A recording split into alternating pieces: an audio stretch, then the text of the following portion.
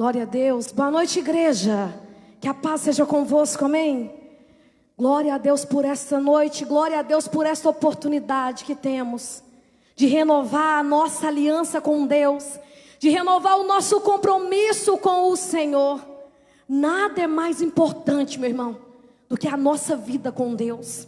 Nada é mais importante do que a nossa intimidade com Deus. Não negocie a presença de Deus na tua vida. Não negocie a glória de Deus na tua vida. O véu do templo foi rasgado do alto para baixo. Ei, onde você se encontra agora? Talvez na sua casa, no seu local de trabalho, no seu carro. Eu não sei onde você se encontra, mas Deus sabe. E se você invocar o nome do Senhor, Ele é contigo agora. Ele é contigo nesse momento. Eu quero convidar você a fechar os seus olhos. Aleluias! O Espírito Santo conhece dentro de você. O Espírito Santo conhece o teu coração, meu irmão. Ei, deixa Ele te sondar nesta noite. É noite de renovar.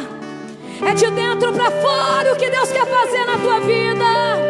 Oh, Espírito Santo, estamos aqui, Senhor, sedentos de Ti, Deus. Oh, queremos a Tua presença, a Tua glória, a Tua Shekinah sobre nós. Aleluia.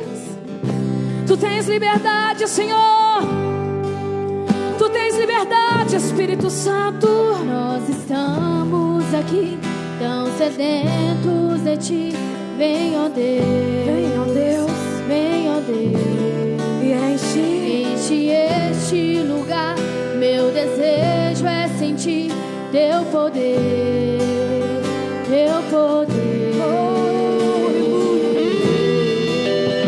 Fala com teu coração para Ele. O desejo do teu coração é sentir o poder e a presença dEle. Fala para Ele. Aleluia, Deus. Oh, aleluia. Nós estamos aqui tão sedentos de Ti. Vem, ó Deus. Vem, vem, ó Deus. E enche este lugar. Meu desejo é sentir o teu poder. Teu poder, Teu poder. Aleluia. Então vem me incendiar. Meu coração é o Teu altar. Quero ouvir o som do céu, Tua glória contemplar. Então vem me incendiar. Meu coração é o Teu altar. Quero ouvir o som do céu, Tua glória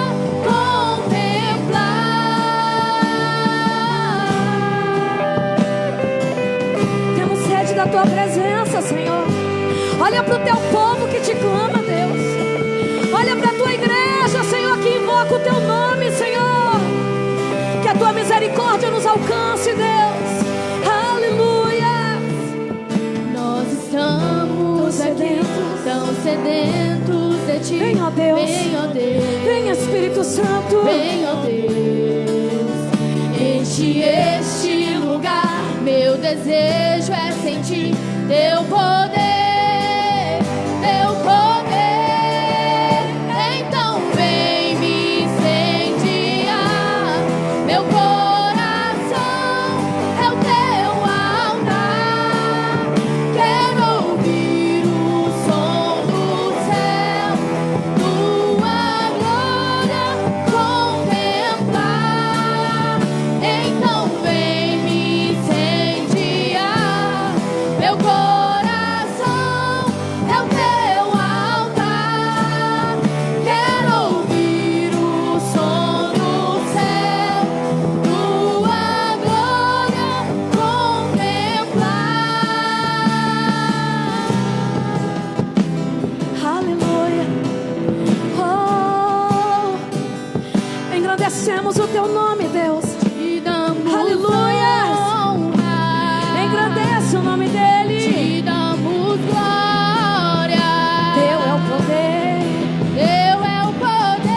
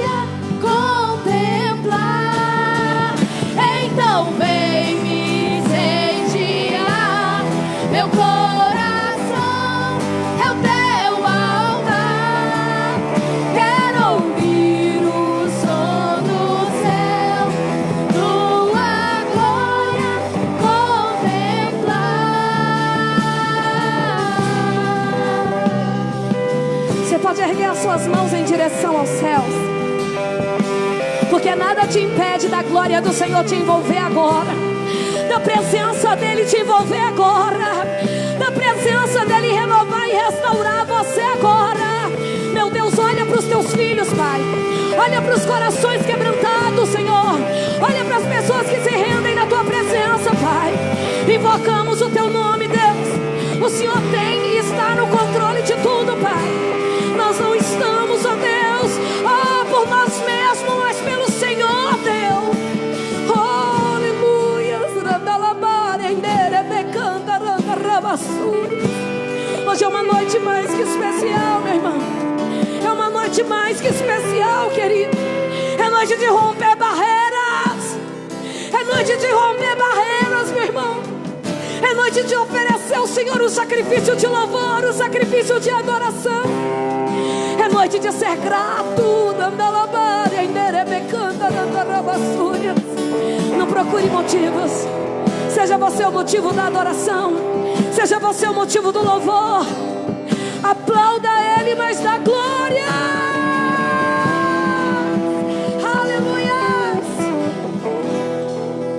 Glória a Deus. Muito boa noite, povo de Deus. Que a paz esteja convosco. Amém? Abra sua Bíblia em 2 Coríntios, capítulo 1, versículo de número 20. Irmão, você que está acompanhando aí através dessa live, ainda dá tempo de você compartilhá-la, de você convidar irmãos, convidar outras pessoas para estarem conosco, sintonizados, antenados, recebendo mais de Deus nessa noite. 2 Coríntios, capítulo 1, versículo de número 20. Deus tem uma palavra poderosa para visitar a tua vida nessa noite. 2 Coríntios, capítulo 1, versículo de número 20, diz assim: porque quantas são as promessas de Deus? Tantos tem nele o sim, porquanto também por ele é o amém, para a glória de Deus, por nosso intermédio. Vamos falar com Deus nesse momento. Senhor, nosso Deus e Pai, nós nos colocamos diante da Tua presença, meu Deus, para ouvirmos a Tua voz e para recebermos, meu Deus, nessa hora o tratamento que somente podemos encontrar na Tua palavra. Meu Deus, que o Senhor venha descortinar os céus e manifestar, meu Deus, a Tua fidelidade sobre a vida do Teu povo.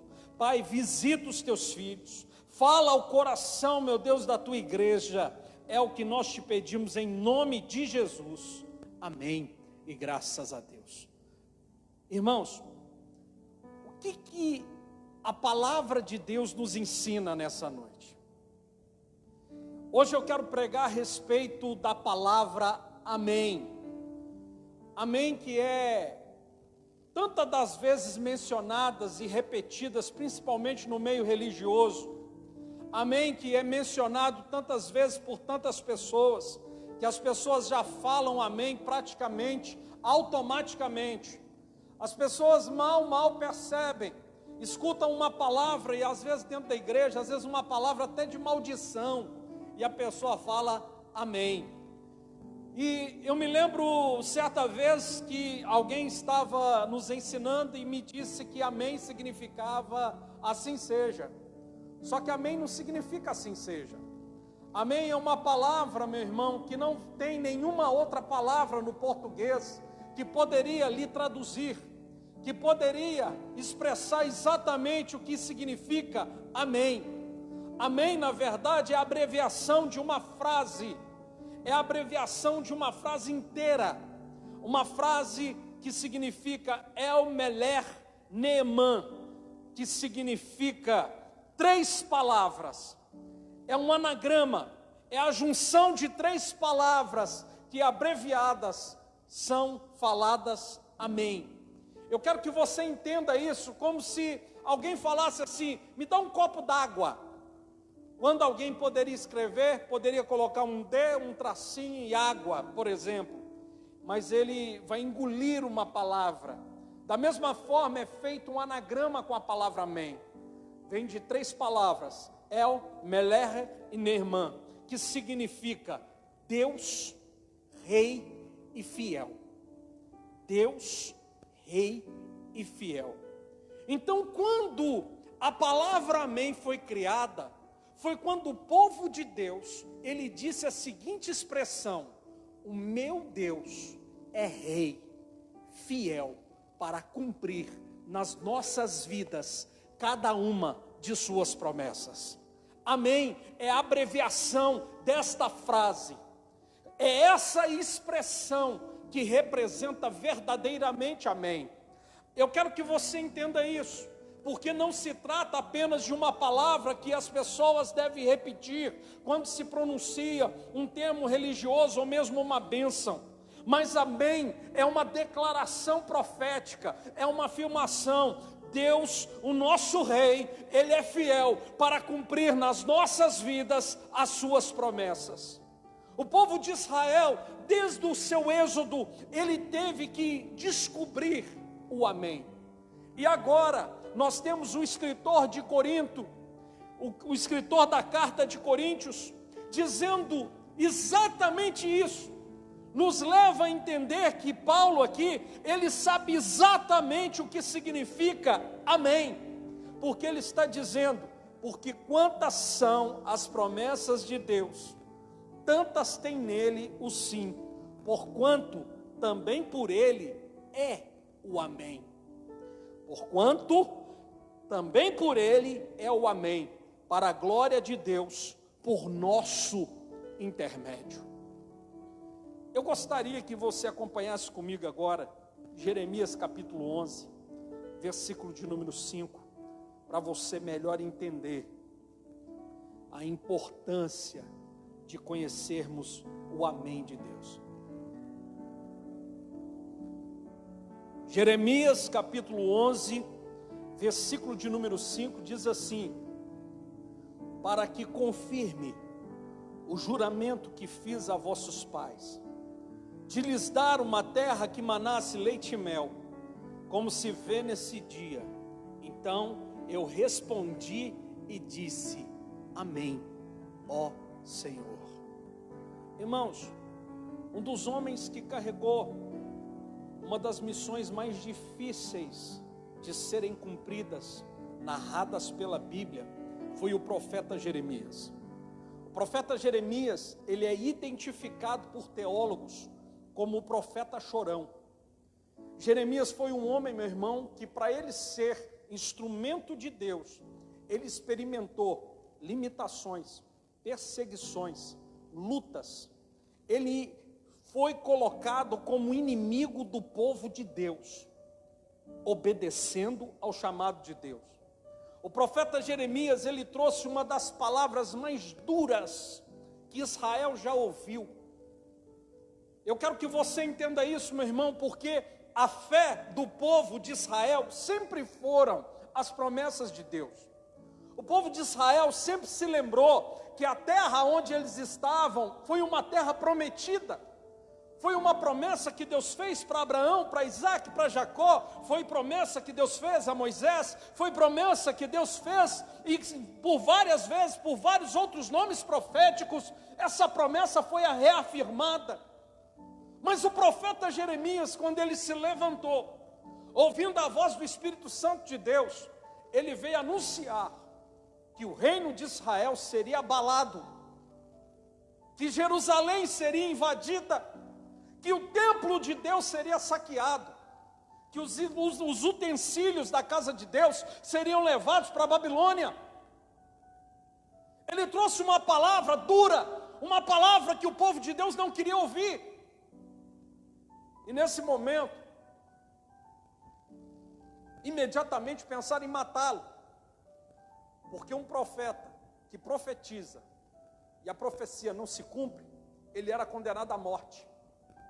Mas a profecia que ele dizia ainda não tinha chegado no seu tempo determinado. Como não podiam matá-lo, o prenderam na pior e mais humilhante prisão que existia naquela época. Jerusalém, ele era abastecida por grandes cisternas. E nessas cisternas tinha algumas que se secavam e outras somente em uma determinada época do ano se enchia de água.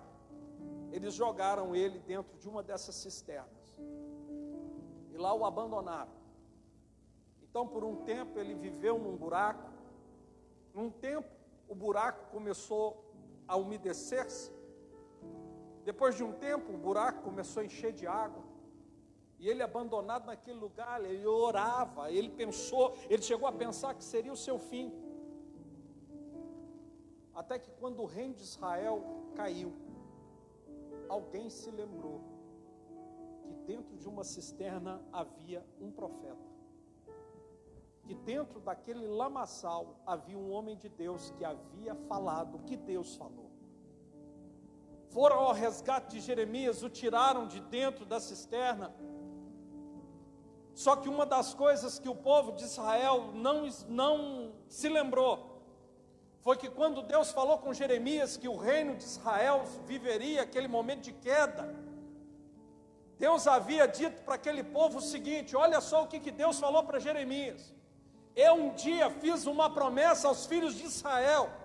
Eu disse para eles que se eles guardarem os meus estatutos, se eles tiverem compromisso comigo, então eu lhes darei uma terra que mana leite e mel. Então eu lhes daria uma terra para ser a sua possessão. Eu não me esqueci da minha promessa. Eu ainda vou cumprir a minha promessa na vida dos filhos de Israel.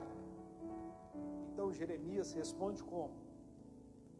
Deus, meu rei, é fiel para cumprir em nossas vidas todas as suas promessas. Eu quero que você aprenda isso aqui comigo. Irmão, só pode verdadeiramente falar amém quem entende o que é um amém. Sabe, no hebraico, o mesmo radical para a palavra amém é o mesmo radical para a palavra fé. É o mesmo radical para a palavra crer. A Bíblia, quando fala de amém, fala de fé. A Bíblia, quando fala de amém, fala de crer. Mas não é uma crença ilusória, não é crer do meu jeito, mas é crer no jeito de Deus, da forma correta. Você tem que entender que esse tema, ele é tão questionado na Bíblia, que no Novo Testamento isso precisa ser melhor explicado. No Novo Testamento nós vamos ver o escritor dizendo o seguinte, que a fé vem pelo ouvir e ouvir a palavra de Deus. Vai entender que a Bíblia também, falando sobre fé, fala que a fé é a prova das coisas que não se veem. Você pode ver, meu irmão, que a linguagem de fé, a linguagem de crença precisa ser explicada no Novo Testamento. Mas no Antigo Testamento, o povo hebreu, eles entendiam que fé e a sua crença estavam juntos com um amém. Que amém é esse, pastor?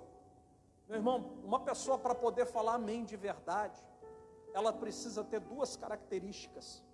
Primeiro, maturidade espiritual. Pastor, por que maturidade espiritual?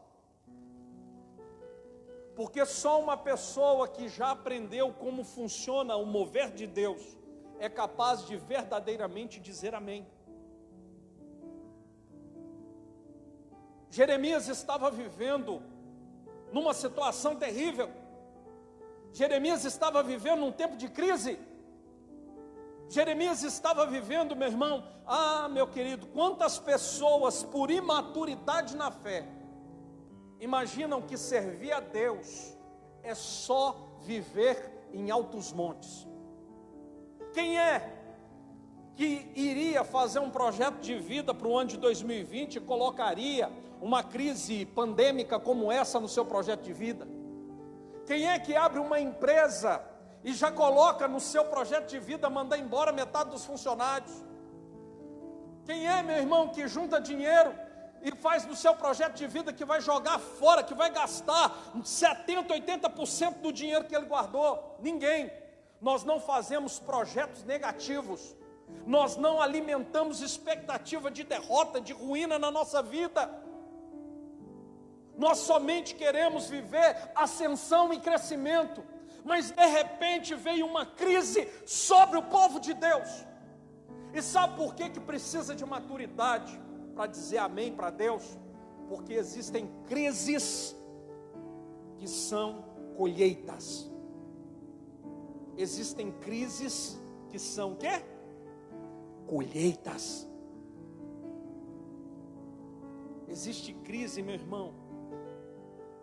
E essa crise que veio profetizada por Jeremias, não foi um projeto de Deus. Não foi algo que Deus falou assim: povo de Israel, para vocês aprenderem a ser meu povo, para vocês aprenderem a me temer, eu vou deixar vocês perder tudo. Vou deixar vocês sofrerem a humilhação de serem levados como escravos. Vou deixar vocês viverem a humilhação de ter o templo, o meu templo saqueado. Não, meu irmão, isso não foi projeto de Deus. Isso foi colheita. Porque o povo escolheu viver uma vida desgarrada de Deus,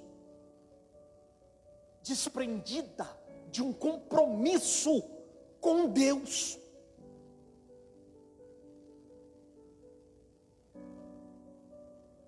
Quem é a pessoa mais mal falada em Paracatu? Essa semana teve um grupo que gravou um vídeo. Saiu aí na mídia principal hoje de Paracatu, que é a internet. O Agora News noticiou lá e carregou lá uma fala de um padre, uma fala fantástica do padre, e a outra de um pastor evangélico que é vereador, uma fala boa do vereador também, pedindo a reabertura dos templos religiosos. E, irmãos, o padre, na sua argumentação, falando da reabertura dos templos, ele mencionou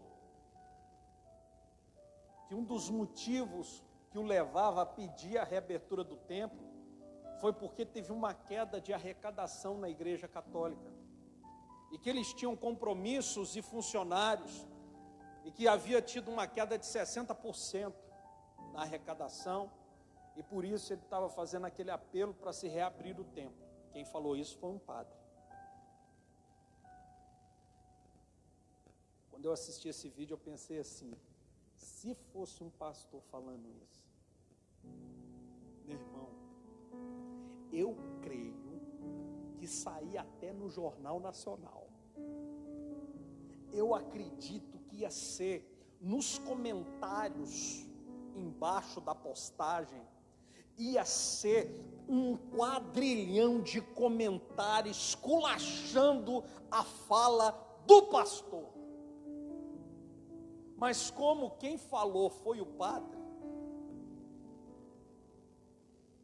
nenhum comentário depreciativo, nenhuma fala depreciativa. O que eu quero falar com isso? Quem são as pessoas mais mal faladas? São os pastores. São os pastores. E as pessoas vêm para as igrejas evangélicas, mesmo com todo o rótulo negativo que fazem a respeito de pastor e de igreja evangélica, as pessoas vêm para a igreja por causa do sofrimento. E sabe o que traz sofrimento sobre uma vida de uma pessoa? Eu vou ser sincero com você, irmãos. Os maiores sofrimentos, humilhações e derrotas que vêm sobre a nossa vida é quando nós escolhemos uma vida sem amém. Pastor, uma vida sem amém? Uma vida sem amém. O que significa amém? 3 palavrinhas: Deus, Rei e fidelidade. Sabe onde começa um relacionamento com Deus? Na porta, na fidelidade. Porque quando você é fiel, verdadeiramente você tem Ele como Rei. E como você tem Ele como Rei, verdadeiramente Ele é o seu Deus. Se você é fiel, Ele é seu Rei. Se Ele é seu Rei, Ele é o seu Deus. E Ele é fiel para cumprir cada uma das suas promessas na sua vida. Com Deus existem duas medidas. Uma chama tudo e a outra se chama nada. Ou você terá o tudo de Deus, ou você terá o nada de Deus. É por isso que Paulo está dizendo que Ele é o nosso amém. É por isso, irmãos, que nós precisamos entender que é essa que foi a fala apresentada. Sabe quando eu falo que precisa ter maturidade? Precisa ter maturidade e muita intimidade com Deus.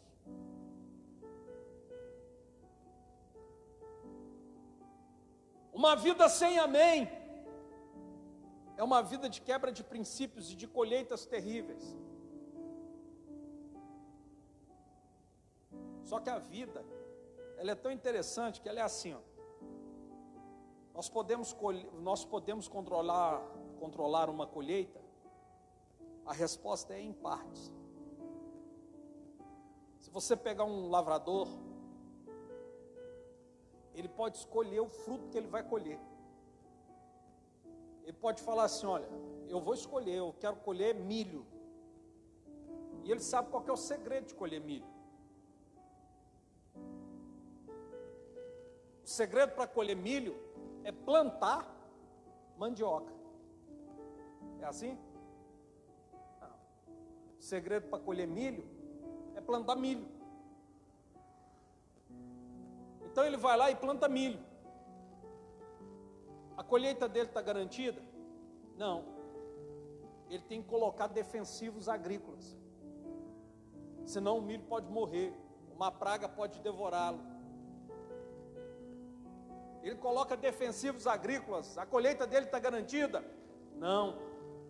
O solo pode estar fraco. Pode estar pobre. Então ele coloca adubo.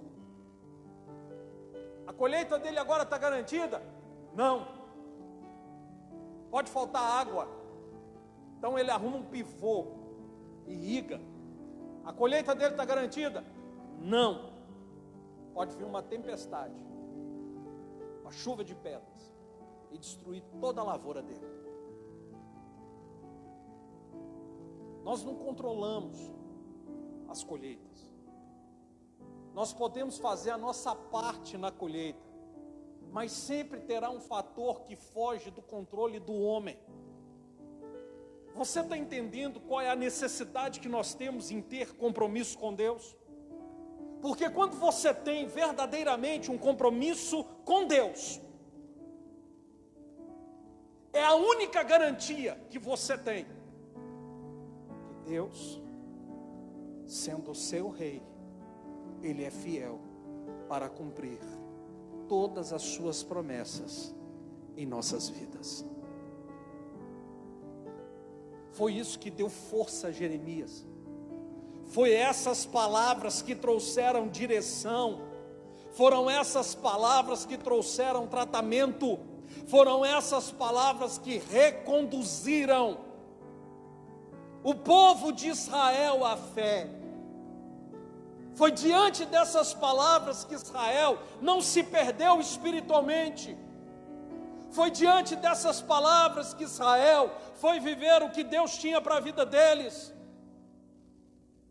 Eu quero que você entenda isso, meu irmão.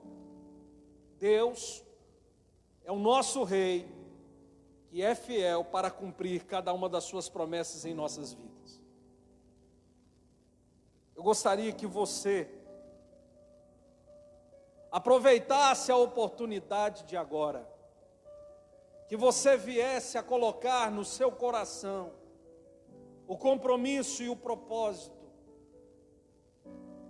de render nesse momento ao Senhor o louvor que é devido, de colocar-se diante de Deus, para fazer com que esse momento se torne um momento de renovo na sua vida, no seu relacionamento com Deus. Meu irmão, você precisa trazer para a sua fé o amém. O compromisso de Deus ser seu Deus, seu Rei, que é fiel para cumprir suas promessas em sua vida. A partir do momento que você toca com atitude de fidelidade. E para sermos fiéis ao Senhor, nós precisamos renunciar. Nós precisamos abrir mão de pecado. Nós precisamos abrir mão do desejo da nossa carne. Nós precisamos nos apegar à renúncia. E precisamos verdadeiramente caminhar da forma que o Senhor espera que nós caminhemos. Olha o que diz a palavra de Deus. Olha a instrução da palavra de Deus a respeito da Santa Ceia. Porque eu recebi do Senhor o que também vos entreguei. Que o Senhor Jesus, na noite em que ele foi traído, ele tomou o pão. E tendo dado graças, o partiu e disse: isso é meu corpo que é dado por vós. Fazei isso em memória de mim. Por semelhante modo, depois de haver ceado, tomou também um cálice, dizendo: esse cálice é a nova aliança no meu sangue. Fazei isso todas as vezes que beberdes em memória de mim. Porque todas as vezes que comerdes deste pão e beberdes o cálice, anunciais a morte do Senhor até que ele venha. Por isso, aquele que comer do pão ou beber o cálice do Senhor indignamente, será réu do corpo e do sangue do Senhor. Examine-se, pois, o homem a si mesmo, e assim coma do pão e beba do cálice. Pois quem come e bebe sem discernir o corpo, come e bebe juízo para si. Eis a razão porque há entre vós muitos fracos e doentes, e não poucos que dormem. Porque se nos julgássemos a nós mesmos, não seríamos julgados. Mas quando julgados, somos disciplinados pelo Senhor, para não sermos condenados com o mundo. Assim, pois, irmãos meus, quando vos reunis para comer, esperais uns pelos outros. Olha o que é a Santa Ceia, irmãos. Aqui nós temos a orientação bíblica da Santa Ceia. Aqui nós temos isso aqui é um manual para se tomar a ceia. E segundo esse manual aqui, cada um deve se examinar. Porque aquela pessoa que não faz discernimento do corpo do Senhor, ele traz juízo para si. E você pode me perguntar: pastor, como é que se faz juízo, ou melhor, como que se faz discernimento do corpo do Senhor? Porque existem duas coisas chamadas de corpo de Cristo. Primeiro, o verbo se fez carne. Deus se despojando da sua glória, se fazendo homem. Mas por quê? Por que que Deus se daria o trabalho de se fazer carne e viver entre nós? Porque Deus não encontrou nenhum justo. Moisés pecou, meu irmão. Abraão pecou. Elias pecou. Jeremias pecou. Deus não encontrou nenhum justo. Então foi necessário enviar o seu filho, seu único filho, para aqui cumprir o preço da fidelidade. É Ele quem nos justifica. Para estar diante de Deus é preciso justiça. Mas nós não temos justiça própria. Mas todas as vezes que nós confessamos os nossos pecados, todas as vezes que nós abrimos mão do pecado, o sangue de Jesus nos limpa e purifica de todo pecado.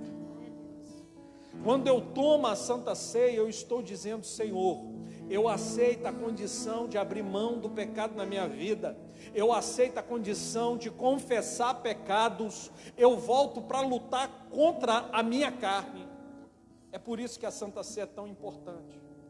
E a segunda coisa que nós precisamos aprender a fazer discernimento do corpo de Cristo é a igreja, é o meu próximo, são as pessoas. Às vezes, meu irmão, nós temos até temor para não pecar. Às vezes não pecar com os nossos olhos, com o nosso coração, com o nosso desejo, com as nossas palavras. Mas às vezes, meu irmão, a nossa direção e o nosso foco é somente não pecar contra Deus. E nós não olhamos que nós semelhantemente podemos pecar contra os nossos irmãos. A principal forma de pecar contra um irmão é falar mal de alguém, é comentar sobre a vida de alguém. E se você não faz discernimento disso, se para você só importa Deus e não importa as pessoas, meu querido, você não está pronto para ser. Da mesma forma que você tem que estar disposto a renunciar a todo pecado cometido contra Deus, você tem que estar disposto a renunciar a todo pecado cometido contra um irmão. Se nesse momento você está apto, nós vamos ministrar um louvor. Enquanto estivermos ministrando, peça perdão ao Senhor pelos seus pecados. Faça um concerto com Deus aí na sua casa ou no seu local de trabalho. Se for possível, dobre os seus joelhos. Se for possível, se humilhe diante de Deus. Se coloque diante do Senhor agora, meu irmão. Se prepare para tomar a santa ceia do Senhor, em nome de Jesus.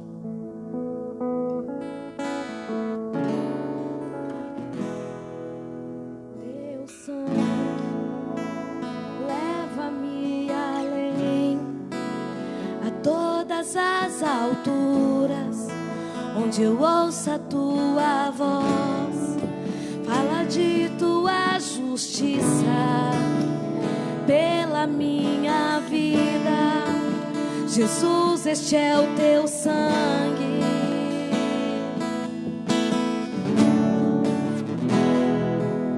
Tua cruz mostra sua graça, fala do amor do Pai.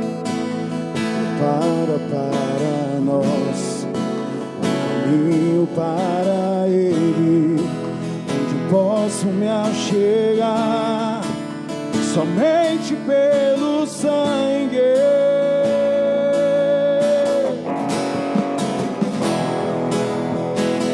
que nos lava dos pecados, que nos traz restauração.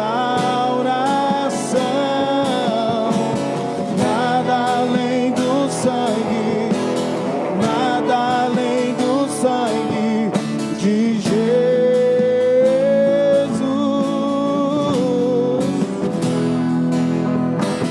que nos faz brancos como a neve, aceitos como amigos de Deus.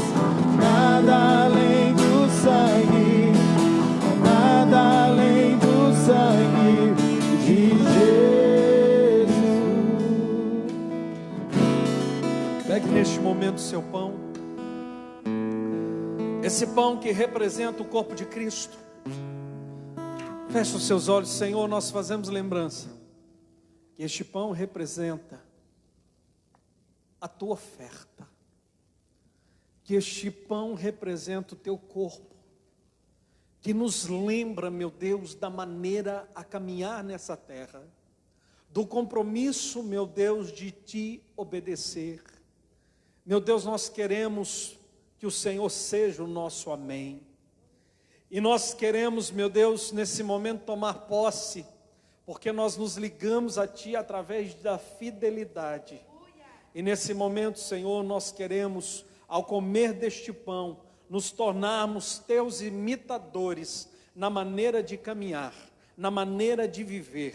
Por isso, meu Deus, nós nos consagramos a Ti, em nome do Pai, do Filho e do Espírito Santo de Deus, para comermos deste pão e renovarmos o nosso compromisso contigo.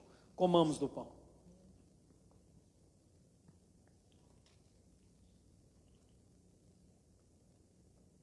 Levante neste momento o seu cálice. Pai, nós fazemos lembrança que esse cálice representa o sangue da nova aliança, sangue derramado na cruz do Calvário. Pai, nesse momento nós renunciamos aos pecados que têm feito parte da nossa vida, nós colocamos diante do Senhor, Pai. E te pedimos, meu Deus, que diante do ato de renúncia, o Senhor venha nos limpar e purificar de toda injustiça. Meu Deus, nós nos colocamos diante de Ti, nos consagramos a Ti em nome do Pai, do Filho e do Espírito Santo, para tomarmos desse cálice e renovarmos o nosso compromisso contigo, em nome de Jesus. Tomamos do cálice.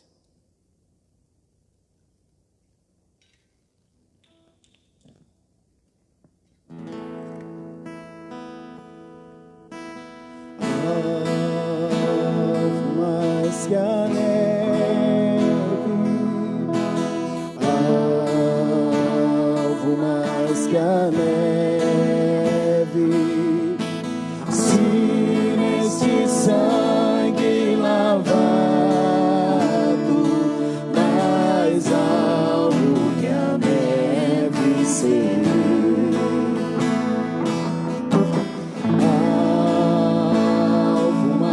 Que a neve, algo mais que a neve, se nesse sangue lavado, mais algo que a neve serei. Se nesse sangue lavado,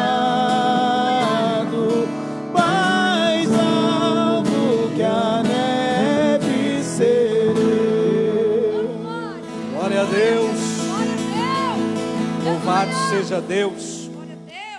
Irmãos, nós já estamos nos momentos finais do nosso culto. Se você nessa noite deseja honrar o Senhor com o seu dízimo, com a sua oferta, você vai fazer esse ato de fé debaixo de uma palavra profética. Provérbios capítulo 22, versículo 29, fala que todo trabalhador de excelência, ele será tirado de lugares comuns e vai ser colocado entre nobres. Essa palavra está em Provérbios porque isso é um dito de sabedoria. Nós podemos identificar isso no dia a dia, no trabalho comum. Nós podemos identificar isso, meu irmão, na esfera de todas as áreas. Se você trabalha na indústria, a pessoa que é um profissional de excelência, em pouco tempo ele vai ser promovido. Se a pessoa trabalha na construção civil, ele vai crescer lá dentro.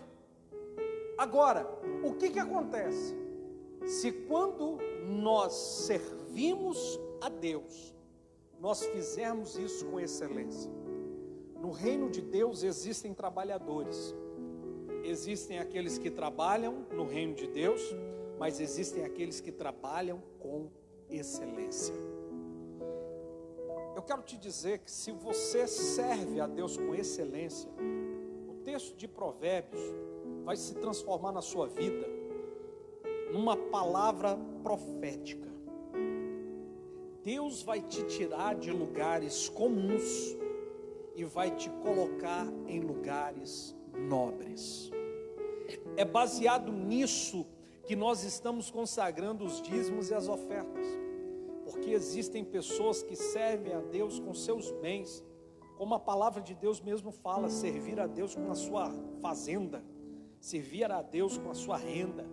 Então, quando você serve a Deus através do seu dízimo, através da sua oferta, e você faz isso de forma com excelência, Deus vai te tirar de lugares comuns e vai te colocar em lugares nobres.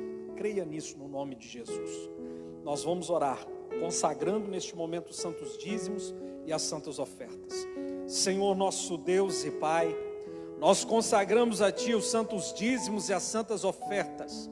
Nós te apresentamos, meu Deus, o voto de ouro, o voto de prata, o voto de bronze, a oferta do projeto Neemias. Nós apresentamos ao Senhor, meu Deus, o compromisso que o Teu povo tem contigo. E queremos te pedir, meu Deus, que a Tua mão poderosa venha ser estendida em favor do Teu povo, para que eles possam viver cada uma das Tuas promessas.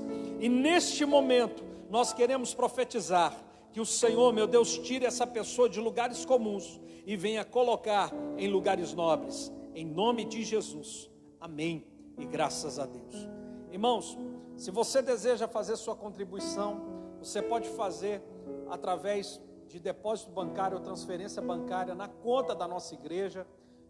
Basta você nos solicitar aí no privado e nós iremos enviar para você os dados da conta da igreja. A outra forma de você fazer sua contribuição é você trazendo aqui na igreja. Todos os dias, de 2 da tarde às 7 da noite, tem um plantão aqui na igreja. De 2 da tarde às 7 da noite, você pode estar trazendo a sua contribuição, e aqui o pastor que estiver aqui, ele vai estar orando pela sua vida e consagrando a sua oferta no nome de Jesus. Amém?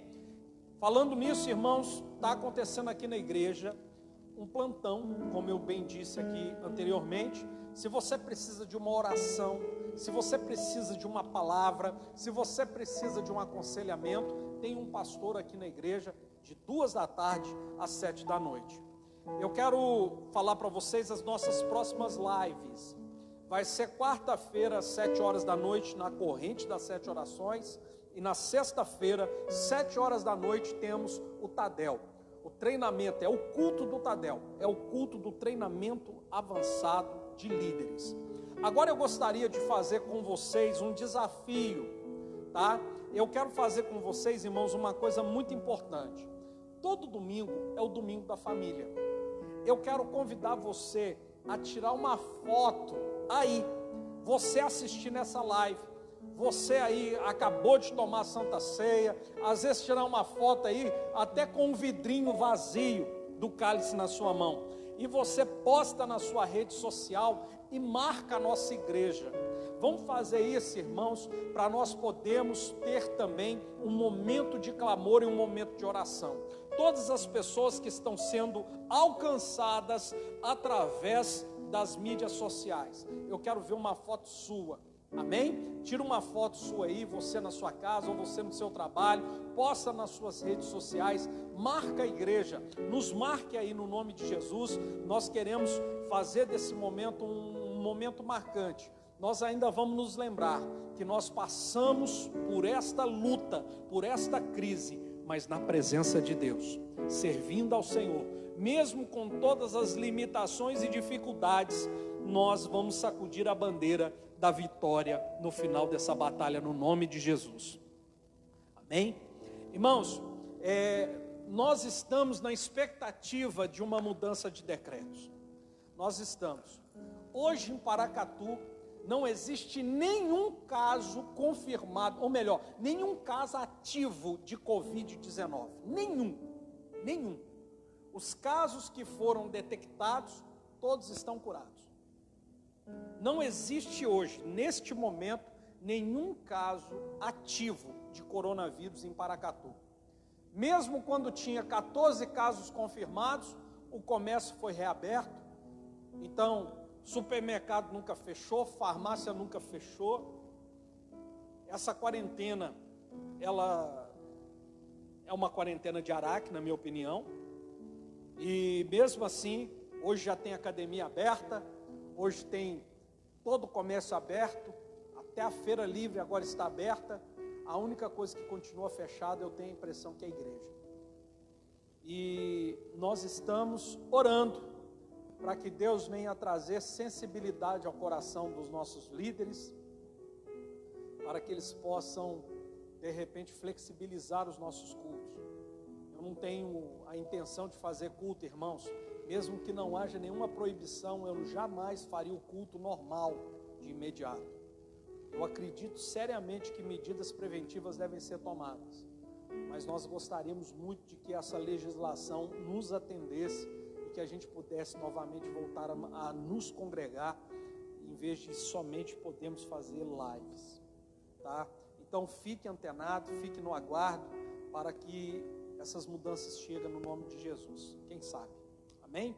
Vamos manter o nosso momento de oração, mas indiferente de qualquer coisa, nós nos manteremos na presença de Deus, no nome de Jesus. Eu quero orar pela sua vida, quero orar pela sua família, quero te abençoar nesse momento. Feche os seus olhos, vamos falar com Deus. Senhor Deus e Pai, Nós abençoamos neste momento cada um dos nossos irmãos. Que o Senhor venha abençoar as suas vidas e as suas casas. Que o Senhor, meu Deus, venha livrá-los, protegê-los, guardá-los de todo mal. Que a tua bênção, meu Deus, venha alcançá-los. É o que nós te pedimos em nome de Jesus. E que o amor de Deus, que a graça do Filho, que a comunhão do Espírito Santo esteja com todo o povo de Deus e todos digam amém. Muito boa noite, paz seja convosco.